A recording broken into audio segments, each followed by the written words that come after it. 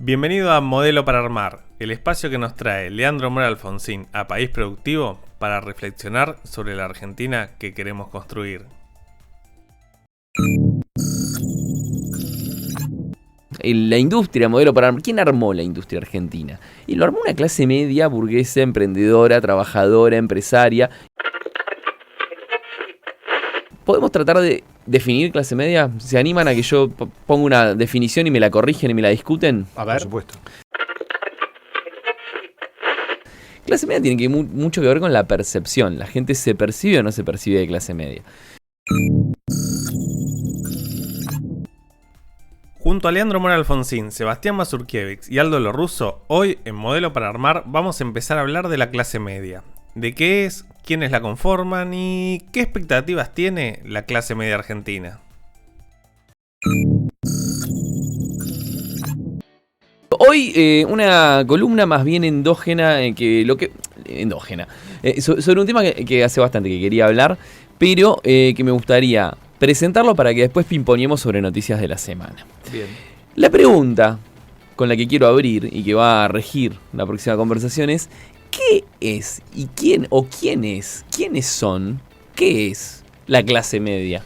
Claro, si es un término que no ha quedado perimido, porque las propias circunstancias han cambiado tanto que uno se considera clase media y a lo mejor no lo es por pobre o no lo es porque el decil es rico. Bueno, pero empezaste con uno se considera. Claro, ya, claro. Para empezar ya tiraste, ahí hay una definición. Claro, o sea, claro. clase media es algo que uno se considera, no está escrito en algún lugar, vos sos clase media. Pero para ustedes, ¿qué es ser clase media? Diría el medio pelo. ¿Quién diría? Jauretche, claro. Jauretche diría el medio Medio pelo. O sea, pelo. para vos clase media es medio pelo. Medio pelo. No está ni acá, ni acá, ni allá. ¿Vos, Seba? Y algo que ha representado tanto la argentinidad, la clase media, el país con más clase media, se decía antes.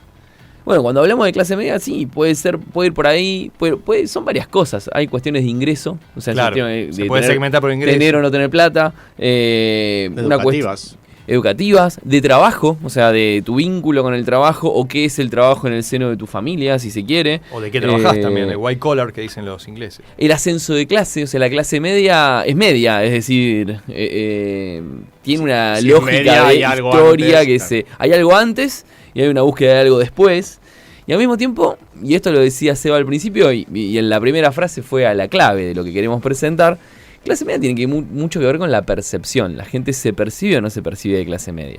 Yo este tema el otro día lo estuve investigando porque me invitaron a charlarlo en otro programa de radio de los domingos. Epa. Sí, en el programa Con la Nuestra de Nosotros Radio tradicional. 10 con Bueno. Andrés Lerner y Nazarena Lomagno, que les mandamos un beso a ambos Gente amiga, amigos. gente amiga. Los conozco. Me invitaron a hablar de esto, armamos un pequeño debate, o sea, pueden buscarlo en redes y demás, armamos un pequeño debate y de ese debate saqué algunas conclusiones que traje para acá, para casa, para País Productivo y para nuestro modelo para armar.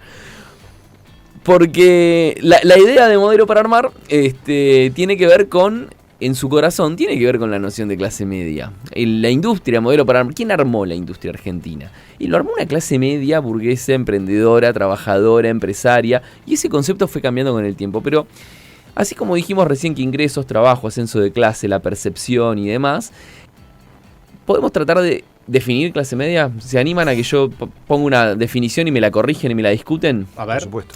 Para mí clase media, en virtud de estas conversaciones que he tenido, es aquel que vive de sus ingresos corrientes. O sea, alguien es clase media si vive de sus ingresos corrientes, se encuentra por encima de la canasta básica dentro de esos ingresos corrientes, pero tiene una capacidad de ahorro limitada. Ahí estoy mezclando una dimensión de dinero y demás, pero no me quiero quedar solo con el consumo.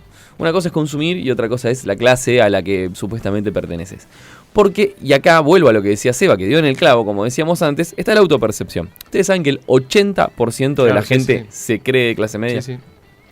¿Qué significa Incluso eso? que los que son no deberían serlo por nivel de ingreso, por estas categorías que vos has dicho, que no lo son y se perciben de clase media, por ricos o por pobres. Exactamente, o sea, vos tenés gente arriba de Claro. en el decil más alto, El decil más alto. que cree que es clase media, y tenés gente en deciles, no en el más bajo, pero sí en el 5, sexto decil, séptimo decil, que se autopercibe clase media también, y ambos capaz que tienen razón. Porque tiene que ver con esto que decíamos antes. O sea, si vos en tu historia familiar el trabajo es el vector a través del cual tu familia fue ascendiendo de lugares y pasó de el obrero a mi hijo el doctor y tenés a los primeros universitarios de la familia, y esos primeros universitarios se insertaron en el sector servicios y tuvieron hijos hay una noción ahí de herencia familiar muy argentina de la clase media, independientemente de que si vemos los números eso se fue pauperizando. Y ahí es donde me gustaría que nos metamos en esa percepción que tiene la gente y los números de la realidad. De acuerdo a los datos del INDEC previos a la devaluación que tuvimos en agosto, un hogar es pobre si gana menos de 248.962 pesos. Un hogar de 4 personas está por debajo de la canasta básica. La canasta básica de hogares está en 248.000 pesos. ¿Sí? ¿Qué significa eso? Necesitas ese dinero para no considerarte que tu hogar está en la pobreza. ¿Sí?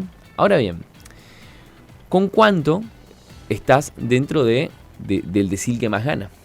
Si nosotros hacemos un pequeño cruce de datos entre la canasta básica y la distribución del ingreso, nos da hoy que dentro de lo que es un hogar, el 60% de los hogares de la Argentina están debajo de esa línea, de los 248.000 pesos. ¿El 60%? Exactamente. Y ese es un número que fue quedando... Perdón, Lea, ¿de ingreso por hogar? Exactamente. O sea, no por persona. O sea, por hogar, estamos hablando de hogares. Si no, hogares, en este caso, la canasta por persona, el último dato de la canasta por persona está en 80.000 pesos de pobreza individual. Okay. ¿Sí? Ahora, el hogar vos lo transformás en adulto equivalente. La canasta no es lo mismo para un hombre que para una mujer, que para niños, o que para un adulto mayor, o que para... va cambiando en función de cómo está conformado ese hogar. Un hogar que tiene un varón y una mujer, jóvenes adultos de aproximadamente 35 años, y dos nenes, uno de 7 y uno de 5, creo que maneja la canasta, ahora lo chequeo, lo tengo acá, se necesita 248.000 pesos. Ahora, cuando vos haces el corte por la distribución de hogares, eso te da que hasta el decil 6 están rondan en ese número.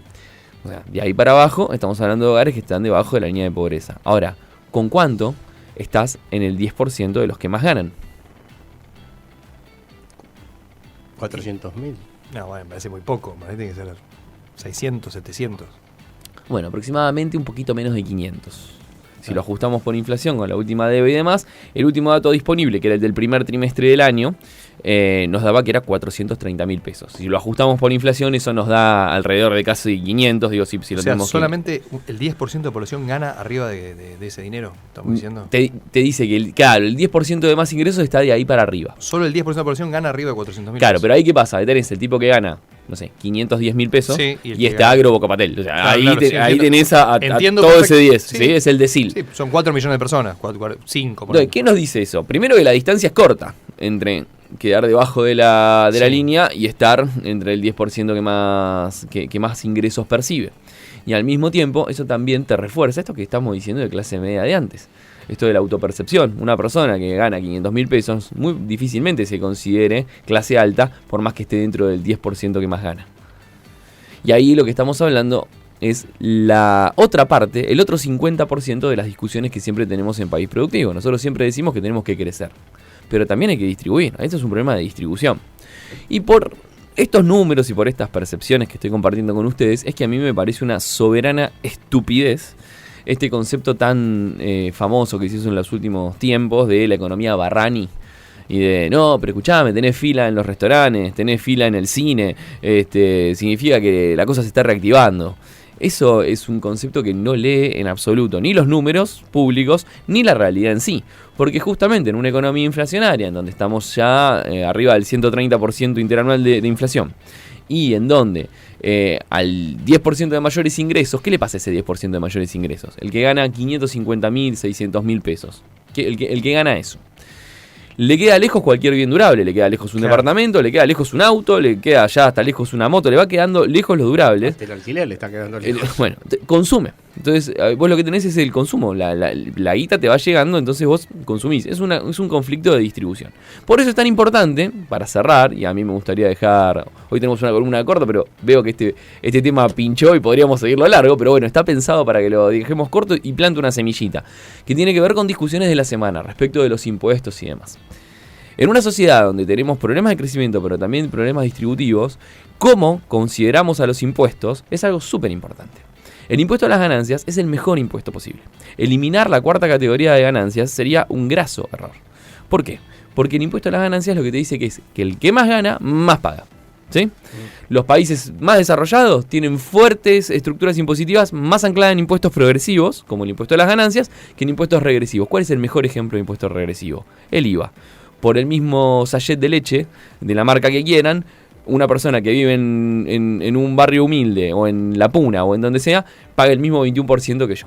Con lo cual, pensemos qué tipo de sociedad tenemos, pensemos que la clase media es esa construcción, reenamoremos a esa construcción que no deja de ser identitaria más que de ingresos, y pensemos qué tipo de estructuras tiene que tener la economía de nuestro país para reflejar la sociedad, no solo que tenemos, sino la que queremos reconstruir.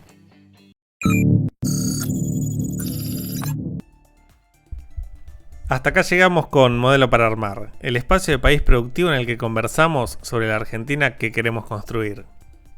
Para estar informado de la actualidad de las pymes, la producción y el trabajo, entra a paisproductivo.com.ar.